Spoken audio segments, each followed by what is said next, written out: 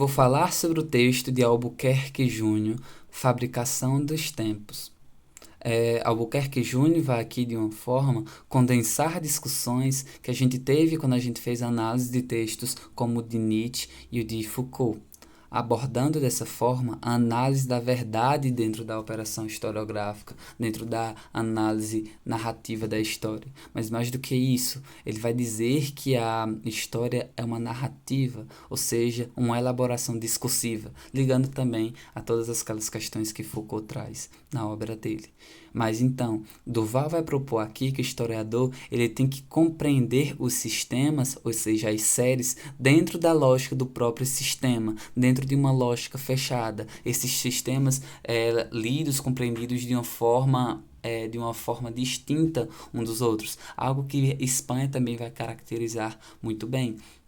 Então, ele propõe esse tipo de compreensão do historiador. Ele vai ter como base, é importante falar, para essa obra, o texto de Miguel de Certeau, Operação Historiográfica, em que ele vai traçar os elementos necessários, os elementos fundamentais na operação historiográfica. Esses elementos, tais como o lugar teórico, ou seja, de onde o historiador fala, implicando diretamente na escolha do objeto, na fabricação desse objeto. É importante a gente destacar também que esse objeto surge com vários fatores, mas um desses fatores é a necessidade de falar sobre um problema, de imaginar um problema. Essas escolhas também ela é dividida em três partes, que é uma caracterização temática, é uma caracterização temporal e uma espacial, ou seja, tudo isso caracterizariam a escolha do objeto do historiador. Ele vai discorrer muito mais profundamente sobre isso durante todo o seu texto, mas mais do que isso, ele vai falar sobre a aliança dentro dessa análise historiográfica do historiador de ligar o racional, ou seja, a abordagem racional da história, mas ligando também com caráter poético, ou seja, essa interseccionalidade do artístico com o racional, da ciência com o poético, ligando para fazer uma análise historiográfica, e que isso é válido porque transforma a escrita mais criativa. Ele também vai trazer, e isso justamente é o saber de Charneira. Ele vai fazer uma análise aqui dos eventos históricos alinhados com os fatos históricos. Ele vai abordar sobre a questão do negacionismo, em que na mesma medida que um historiador está vindo para criar uma narrativa histórica, um negacionista está a fim de quebrar uma narrativa histórica, negar o evento histórico.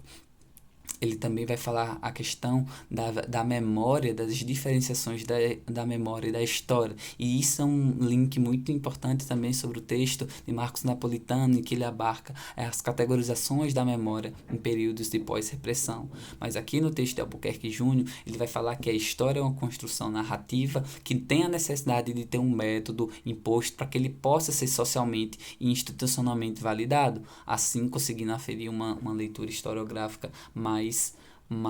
aceita. Já a memória, ela seria não diferentemente de história, seria algo vivido, ou seja, a história seria uma narrativa construída a partir de dispositivos metodológicos, e a memória seria uma história de lembrança, algo que se lembra. Então, nessa obra aqui, Albuquerque Júnior, ele pretende analisar a verdade dentro da historiografia, a construção narrativa da operação historiográfica, a escolha dos objetos, os saberes envolvidos neles e, mais do que tudo, propor a compreensão dos sistemas dentro da lógica dos próprios sistemas, não abrindo espaço para análises anacrônicas e teleológicas, fazendo a leitura das séries distintamente das outras séries, dentro dessa lógica fechada, e é isso a sua principal motivação. Ele vai também falar no texto que é necessário que os historiadores caracterizem seus trabalhos de forma mais criativa, para que ele possa ser mais atraente para as pessoas que vão ler, assim como os historiadores já fazem, ou como os jornalistas já fazem, e que conseguem ter um nível de atratividade muito grande, mas